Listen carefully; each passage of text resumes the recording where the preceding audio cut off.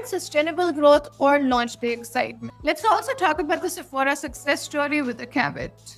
Now, Rhodes defenders will be pointing out to September Sephora launch, the 15 million on day one, 40 million for the month. Those are exceptional numbers, but here's the question. Is that sustainable growth or launch day excitement? Will the customers come back for repeat purchases, or was this mostly trial driven by hype? And here's what's even more concerning. Rode reportedly scaled back investments in quarter two to prepare for the Sephora launch. That suggests that the growth engine was already sputtering before the retail debut. When your brand needs to throttle back before your biggest launch that's not scaling, that's survival mode. Why does all this matter?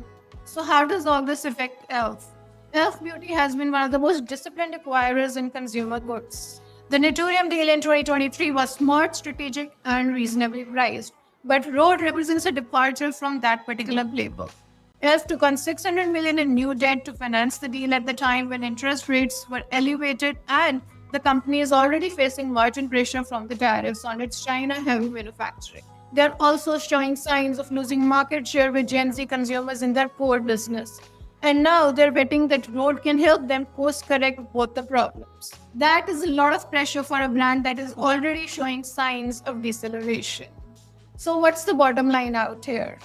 For this acquisition to pay off, Rode needs to accomplish three things quickly. First and foremost, expand beyond the lip gloss into products that build loyalty. Secondly, maintain Hailey Bieber's active involvement. And thirdly, prove that the retail expansion enhances rather than dilutes the brand. The quarter two numbers from SEC filing are a reality check. Rode's growth story is more complicated than the headlines are suggesting.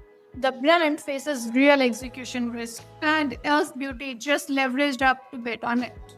What looked like a bold strategic move in May is starting to look like an expensive question mark. The verdict is still out, but the warning signs are getting harder to ignore.